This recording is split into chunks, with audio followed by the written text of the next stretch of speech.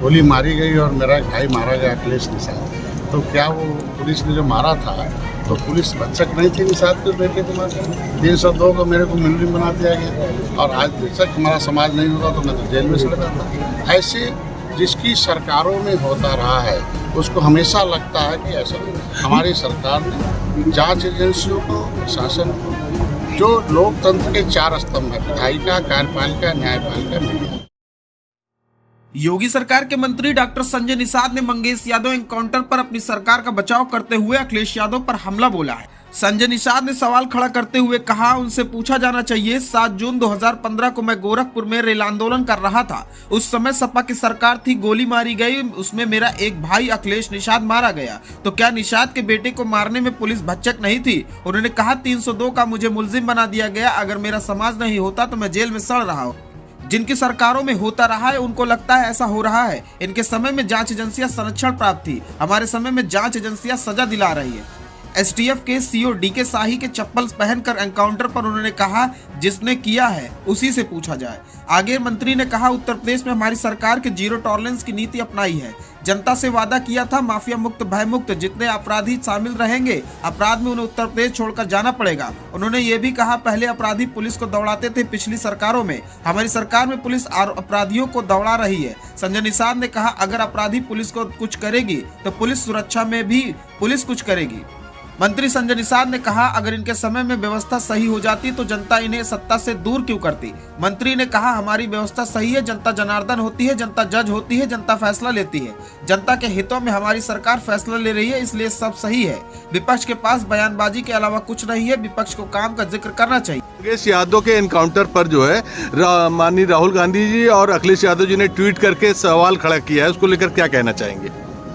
उससे पूछा जाना चाहिए कि 7 जून 2015 को मैं जब रेल आंदोलन कर रहा था गोरखपुर और जब सपा की सरकार थी उसमें गोली मारी गई और मेरा भाई मारा गया अखिलेश निषाद। तो क्या वो पुलिस ने जो मारा था तो पुलिस भक्षक नहीं थी निषाद के बेटे को मार 302 को मेरे को मुलजिम बना दिया गया। और आज बेशक हमारा समाज नहीं होता तो मैं तो जेल में चला जाता। ऐसे जिसकी सरकारों में होता रहा है उसको हमेशा लगता है कि ऐसा हमारी सरकार ने जांच एजेंसियों को, शासन को, जो लोकतंत्र के 4 स्तंभ है, विधायिका, कार्यपालिका, न्यायपालिका, मीडिया, सब अपना काम। इनके समय में जांच एजेंसियां संरक्षण प्राप्त थी, हमारे समय में जांच एजेंसियां सजा दिला रही है। माननीय मंत्री जी, एक चीज ये आ रही है ना उभर कर की, जिस तरह से पूर्व आईपीएस अमिताभ ठाकुर ने भी जो है एसटीएफ डीके शाही जो डिप्टी एसपी रहे हैं, उन्होंने खड़ा किया सवाल कि वो कैसे चप्पल पहन के एनकाउंटर कर रहे हैं। वो आज के दिन में नहीं, चप्पल पहन के एनकाउंटर खड़े करने का जो सवाल है ये बहुत बड़ा सवाल है, इसको लेकर के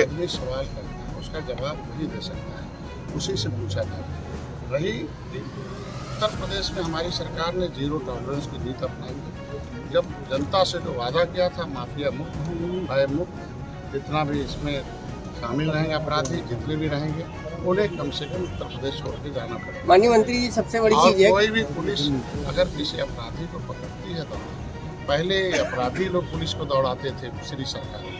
हमारी सरकार में पुलिस अपराधी को दौड़ा रही है।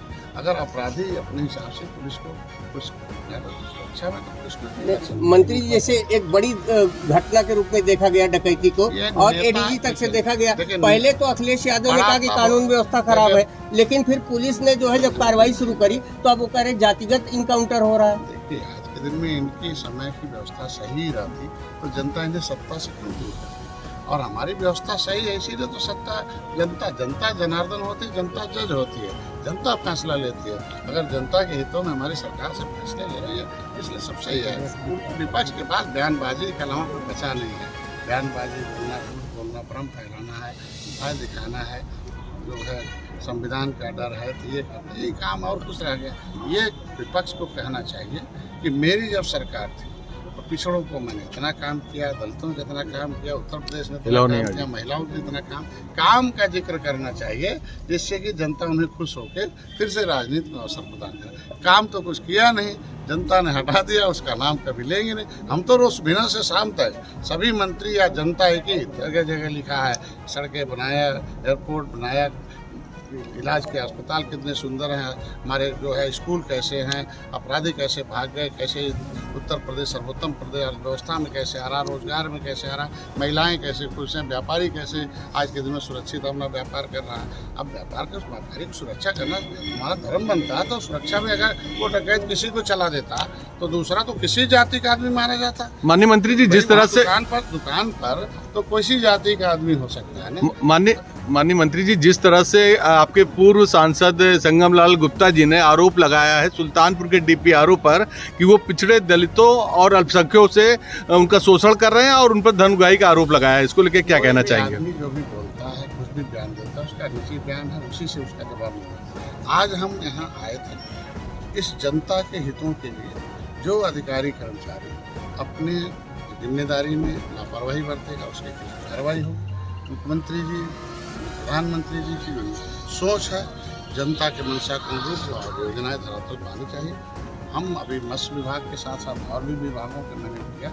मैंने अभी 1983 के एक ऐसे कानून को बदला है जिसमें माफिया हमारे यहाँ भी मछली में थे, वही माफिया पूरे नदी का ठेका लेते थे और फिर गरीबों का शोषण करते थे, 1 किलोमीटर बेचते थे। मैंने नियम बदल दिया कि हर बड़ी नदियों में 5 किलोमीटर, छोटी नदियों में 8 किलोमीटर। मंत्री जी, अब समितियां बनेंगी, हर उस क्षेत्र का आदमी समिति में लेकर। मंत्री जी, पिछले 10 सालों से निषाद समुदाय की बड़ी आकांक्षा, बड़ी उम्मीदें आपसे है। ये माना जाता है किसी भी समाज की प्रगति मछली बेचने से होगी या उसके एजुकेशन बढ़ने से होगी। ये निषाद समाज की एजुकेशन को लेकर के क्या नई योजना है कि जिसको लेकर के उनका भविष्य बदल जाए?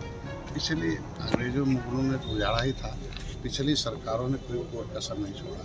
किसी भी समाज का भला नीति से होती है। पिछली सरकार ने ऐसी नीति बनाई कि 67 साल में मछुआरों को देश को 3,000 करोड़ मिला। और जब मोदी जी ने नीति बनाई जब 2013 में आया 2014 में, तो 41,500 करोड़ रुपये देश के विकास के मछुआरों के विकास मिला।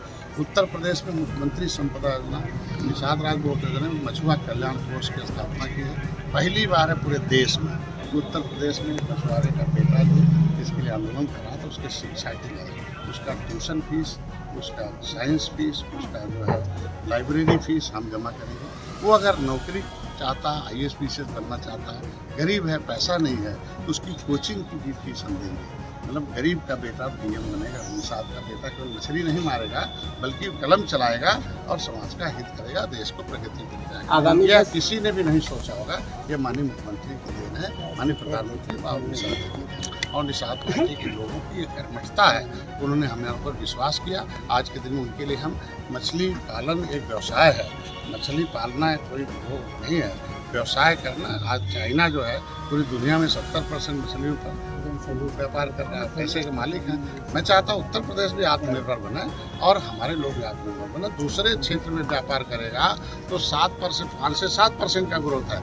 मत्स्य क्षेत्र में आज के दिन में 20 से 25% का ग्रोथ है।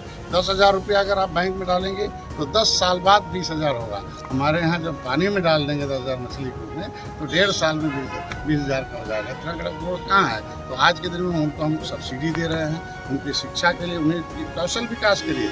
अभी निषादों के बेटे को अभी इसी जिले से 10 लड़के जाएंगे दूसरे प्रदेशों में, सीख के आएंगे, व्यापार करेंगे, उसका पैसा हम दे रहे हैं। शिक्षा के लिए, इलाज के लिए जिनका आयुष्मान भारत कार्ड नहीं था, तड़पते थे निषाद के बेटे, अपने दिल के टुकड़े को ऐसे वापस लेके आ जाता था। आयुष्मान भारत कार्ड नहीं है, इलाज नहीं है, तो मैंने उनके 16 बड़े गंभीर बीमारियों के लिए एक दिन इलाज कहीं करा लो, पैसा तुम्हारे खाते में भेज देंगे 9 दिन के अंदर। तो ये कानून हमने बनवाया है उसकी बेटी के इलाज के लिए, महिलाओं के सशक्तिकरण। माता सुकेता, भगवान राम की बाल सखा निषाद राज की माँ सुकेता के नाम से हमने अभी केज कल्चर किया है, महिलाओं को सशक्त किया, गैरेटर सिस्टम है। तो अभी ये सब सशक्ति है, ऑनलाइन सब व्यवस्था हो रही है और आज के दिन में निषादों के लिए बहुत काम हो रहा है। इनके आरक्षण